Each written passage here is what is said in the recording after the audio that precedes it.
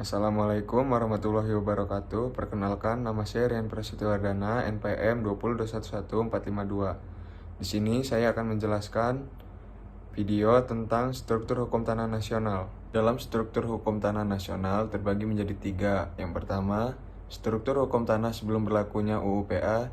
Yang kedua, struktur hukum tanah sesudah berlaku UU PA.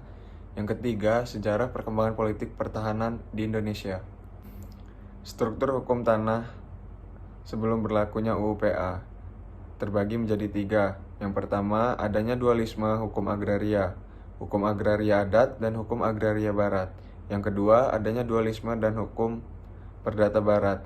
Yang ketiga, adanya asas bahwa tanah itu mempunyai status dan hukum tersendiri yang terlepas dan tidak dipengaruhi oleh status atau hukum dari subjek yang menghendaki. Yang keempat, adanya pluralisme dalam subjek hak 3 golongan penduduk atau Bumi Putra, Timur Asing, dan Eropa Barat. Hukum agraria adat. Lembaga hukumnya diatur dalam hukum adat.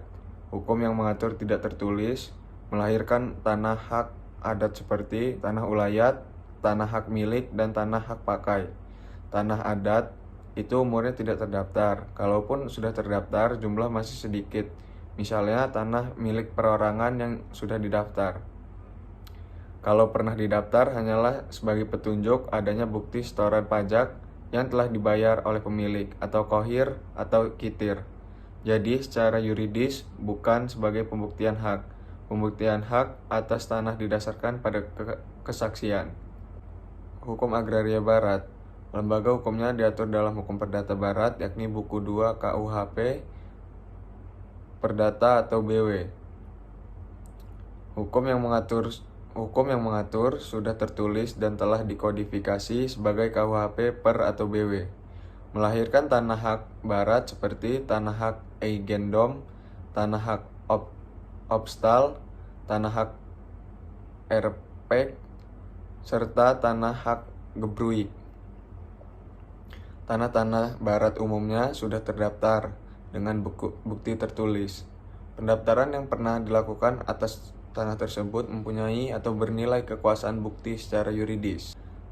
Struktur hukum tanah setelah berlakunya UU PA terbagi menjadi 2. Dualisme hukum agraria berakhir setelah berlakunya UU PA atau UU 05 tahun 1960 tentang Peraturan Dasar Pokok-Pokok Agraria tanggal 24 September 1960. Yang kedua, kodifikasi hukum agraria diperoleh Kesatuan Hukum Agraria atau berlaku bagi setiap WNI. Diperoleh kepastian hukum bagi setiap pemilik tanah atau untuk mengetahui hak dan kewajibannya. Pemegang hak milik terjamin haknya oleh undang-undang atau dilarang memiliki dan menguasai tanah orang lain tanpa didasari sesuatu hak. Asas dalam hukum agraria nasional terbagi menjadi 5. Yang pertama, asas nasionalisme. Hak milik hanya untuk WNI, larangan pemilikan tanah bagi WNA. Yang kedua, asas non-diskriminasi. Prinsip keadilan semua orang bisa memiliki hubungan dengan tanah. Yang ketiga, adanya fungsi sosial dari tanah. Penggunaan tanah harus disesuaikan dengan keadaan dan sifat daripada haknya. Yang keempat, asas dikuasai negara. Pemerintah sebagai wakil negara menyelenggarakan dan mengatur masalah-masalah agraria dengan mengeluarkan per-UU. Yang kelima, asas pemisahan horizontal.